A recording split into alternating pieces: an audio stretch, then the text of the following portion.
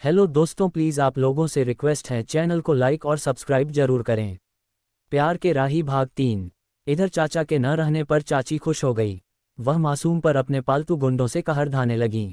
फिर भी मासूम ने शादी के लिए हाँ नहीं कहा। उसने उनके पैर पकड़कर रोते रोते कहा, माँ मुझ पर रहम कीजिए, मैं तो बचपन से ही आपको अपनी माँ की तरह मानता आया हूँ। मेरी शादी गजाला से हो गई है। मैं गजाला को अपनी नज़रों से गिराना नहीं चाहता। चाची के आसपास के लोगों ने उन्हें बहुत समझाया कि मासूम की जिंदगी बर्बाद मत कीजिए, लेकिन चाची ने किसी की बात नहीं सुनी। मासूम के सीने पर बंदूक रखकर निकाह कबूल करवा ही लिया।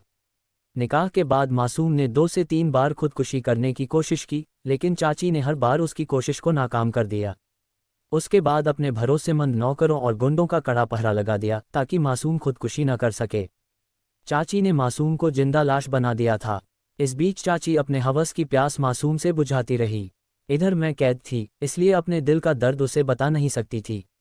मेरे पैर पर प्लास्टर 2 दिनों के बाद खुलने वाला था, तभी मासूम राही को किसी तरह पता चला कि मैं अपने घर में कैद हूँ। तब मासूम का खून खौल उठा। उसने तूफान की तरह हमारे घर की तरफ आना चाहा, लेकिन चाची के भरोसेमंद नौकरों और गुंडों ने रोक लिया। लेकिन उस समय मासूम के सीने में आग सुलग रही थी। नौकरों और गुंडों से जमकर मुकाबला किया और सभी को जमीन सुंघा दी।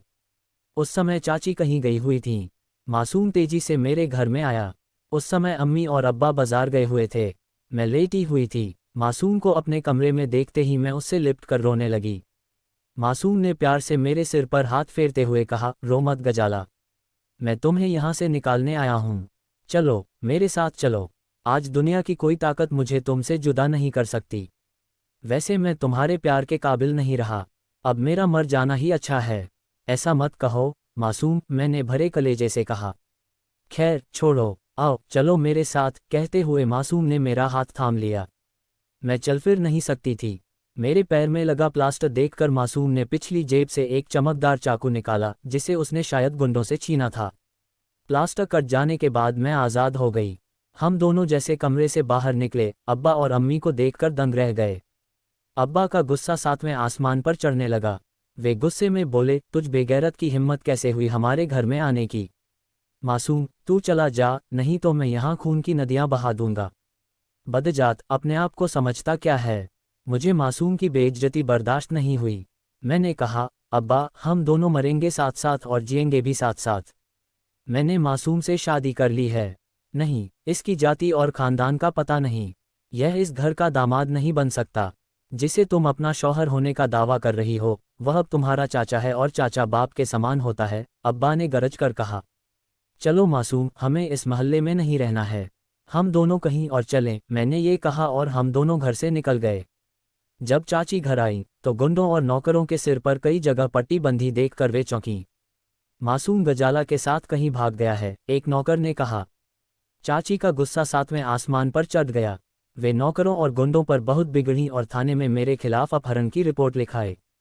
हम दोनों जानते थे कि पुलिस हमें जरूर खोजेगी, इसलिए हम लोग जल्द से जल्द पुलिस की पकड़ से दूर निकल जाना चाहते थे। लेकिन हम लोगों के पास एक भी पैसा नहीं था। फिर भी हम दोनों ने हिम्मत की और स्टेशन पहुंचकर बिना टिकट लिए ही दिल्ली जाने वाली रेलगाड़ी में बैठ गए। हम दोनों दिल्ली पहुंचते ही कान की बालियां बेचकर एक दिन छोटे होटल में रहे। फिर मासूम ने एक कॉलोनी में 2000 रुपये किराए पर 2 कमरे ले लिए। हम दोनों बीए तक पढ़ चुके थे। मासूम रोज नौकरी खोजने जाते, लेकिन निराश होकर लौट आते। अब पैसे भी खत्म होने पर थे। तभी मासूम को एक कारखाने में बड़े बाबू के रूप में 15,000 रुपये महीना पर नौकरी मिल गई। एक दिन पड़ोस की जरीना से जान पहचान हुई, जो डॉक्टर थी। वह हम दोनों को अपनी सगी जैसी समझने लगी।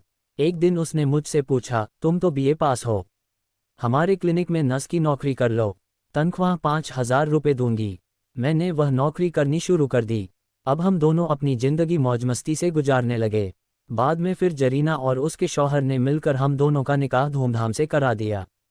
कहानी अच्छी लगी तो चैनल को लाइक और सब्सक्राइब जरूर करें। धन्यवाद।